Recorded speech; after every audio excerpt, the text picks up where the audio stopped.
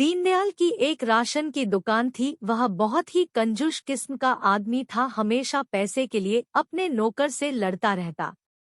पत्नी सीमा एक गृहिणी है जो घर के कामों में लगी रहती है, और एक बेटी राधा जिसने अभी हाल में कॉलेज पास किया है।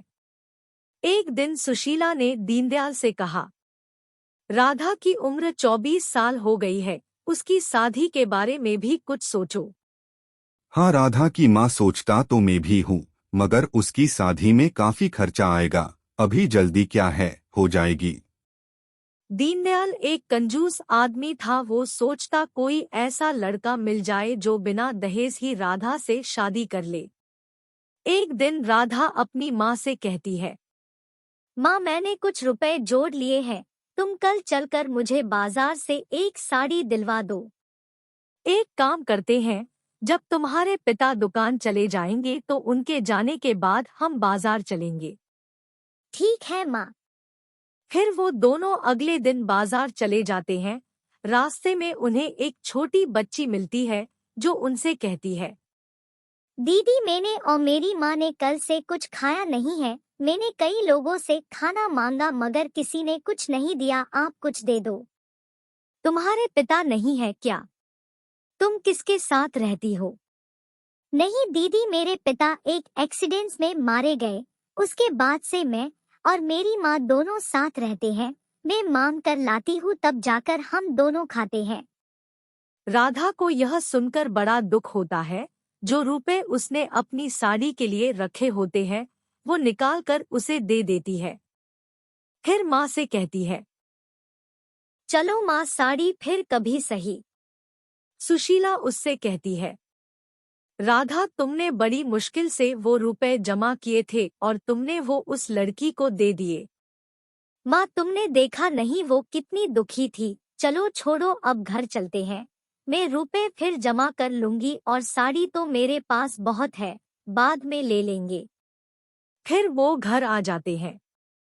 राधा जब सो रही होती है तो उसे सपने में वही लड़की दिखती है जो उसे बाजार में मिली थी। वो उससे कहती है, दीदी, तुमने मुझे बिना सोचे समझे वो रुपए दे दिए जो तुमने अपनी साड़ी के लिए जोड़े थे।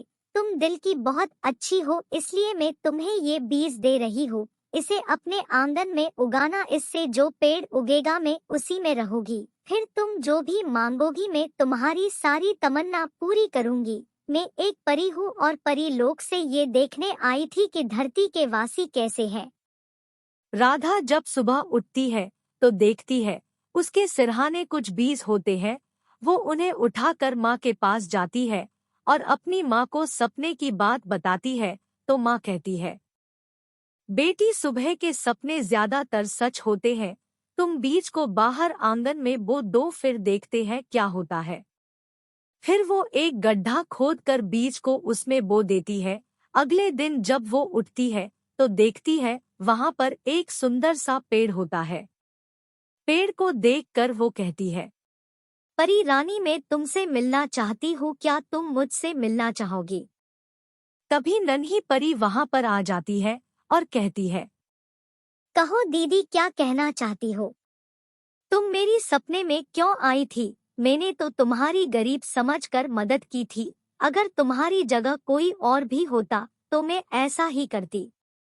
परी कहती है, दीदी, आप दिल की बहुत अच्छी हो। मैंने बहुत से लोगों से मदद मांगी थी मगर किसी ने मदद नहीं की। एक तुम ही थी जिसने बिना सोचे समझे मेरी मदद की, इसलिए मैं तुम्हारे पास रहने आई हूँ। अब तुम कहो, तुम्हें क्या चाहिए? अरे नहीं, मुझे कुछ नहीं चाहिए। हाँ, मेरे माता पिता मेरी शादी के लिए परेशान जरूर है। फिर परी कहती है, शादी की चिंता तुम मत करो, जल्दी ही तुम्हारे लिए एक अच्छा लड़का मिल जाएगा।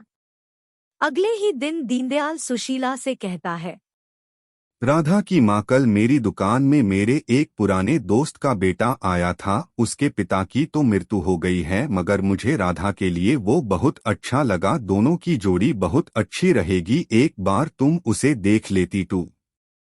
ठीक है, तुम उसे अपने साथ ले आना। राधा भी उसे देख लेगी और हम भी उससे बात कर लेंगे। बेटा, तुम्हारे पिता के बारे में सुनकर बहुत दुख हुआ। वो और मैं बचपन के साथी थे। हम एक साथ स्कूल जाते थे। और तुम्हारी माँ कहाँ है? उन्हें भी कभी हमारे यहाँ लेकर आओ। जी, मेरा नाम राजेश है। मेरी माँ घर पर ही रहती है। मैं उन्हें भी कभी लेकर आऊंगा। थोड़ी देर में राधा भी वहाँ आ जाती है। राजेश को राधा पसंद आ जाती और राधा को भी राजेश अच्छा लगता है।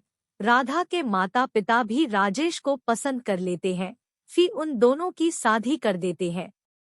राधा पेड़ के पास जाकर कहती है, परी रानी, आज मैं ये घर छोड़कर अपने पति के घर जा रही हूँ। मैं जानती हूँ कि ये सब तुमने किया है। मैं तुम्हें दिल से धन्यवाद करती हूँ। फिर परी राधा से कहती है, दीदी, मैं तो जब तक यहाँ हूँ जब तक तुम यहाँ हो। तुम्हारे जाते ही मैं भी यहाँ से अपने परीलोक में चली जाऊंगी।